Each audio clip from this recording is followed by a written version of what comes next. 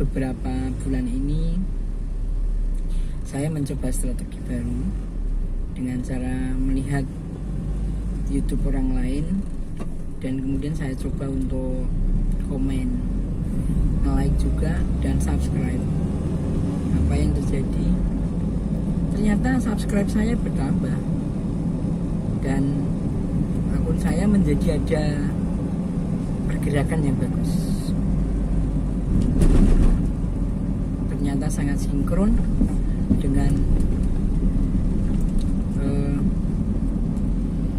ajaran yang mengatakan kalau kamu ingin panjangkan umurnya adalah kamu bersilaturahim. Kita tidak bisa hidup sendirian, kita butuh orang lain. Kalau kita pengen hidup sendirian jangan ngalas wae. Apapun yang kita kenakan sekarang ini adalah hasil karya orang lain, dan kita juga nggak tahu orang lain itu orang beriman atau kafir, nggak tahu, dan nggak ada urusannya. Yang terjadi adalah diri kita yang harus settle dalam menjalankan perintah. Jadi ketika ingin dipanjangkan umurnya, maka kita harus bersilaturahim dengan siapapun yang nggak kita kenal sekalipun, bahkan dengan makhluk lain. Ada beberapa cara yang tidak diperkenankan bersilaturahim dengan makhluk gaib, memuja. Dia kan jin iman, siapa yang tahu? Kita nggak tahu. Lah orang aja nggak tahu kok. Oh, dia orang yang beriman, tahunya dari mana? Oh, sholat itu bisa riya, bisa jadi dia kamuflase dan sebagainya, tanpa ada maksud apapun juga. Kita nggak tahu yang sebenarnya.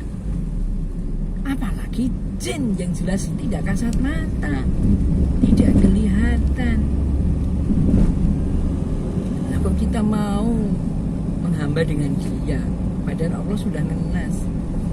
Dia adalah jelas-jelas musuh yang nyata. Cara bersilaturahim yang baik ya dengan sesama kita. Kita menjalin silaturahim, misalnya sesama komunitas, berkelompok. Kalau orang jualan punya komunitas jualan. Kalau dia pembeli, ya mungkin punya komunitas. Untuk apa? Untuk mereview loh produk yang recommended misalnya. Kenapa tidak? Sehingga dengan demikian kita akan tahu referensi yang baik.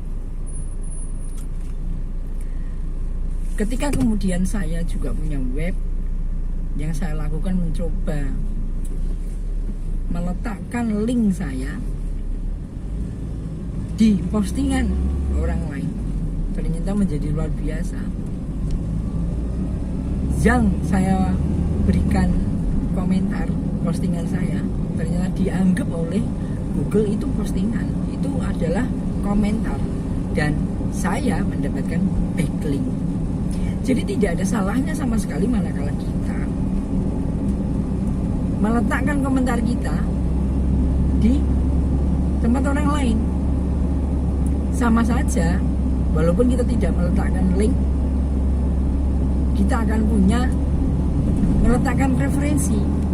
Sehingga ketika ada orang melihat, loh siapa ini? Diklik, akan lari ke tempat kita. Itulah kenapa dinamakan backlink. Dan itulah kenapa itu menjadi iklan sebenarnya, tanpa kita sadari. Jadi kalau misalnya kita datang ke suatu tempat, tinggalkan jejak digital di situ dengan cara check in misalnya. Loh, yang rame kan nanti yang kita datangi, betul. Tetapi kan orang jadi tahu yang datang siapa. Sampai akhirnya ketika orang datang ke situ, kadang-kadang malah sampai diberi bonus. Kenapa Anda tidak seperti itu? Inilah dunia digital. Dan pada saat pandemi seperti ini, yang paling baik adalah berlaku digital, berpikir digital. Karena dengan demikian kita akan bisa melihat dari mana saja dan kapan saja. Semakin banyak jejak digital yang kita tinggalkan, maka kita akan makin terkenal secara human, dan kita akan makin banyak ditemukan di search engine. Maka tinggalkan jejak digital yang baik, jangan meninggalkan jejak digital yang tidak baik. Walaupun web Anda sudah dihapus, ternyata jejak digital ini tidak akan pernah hilang sampai kapanpun, kecuali yang punya search engine menghapus.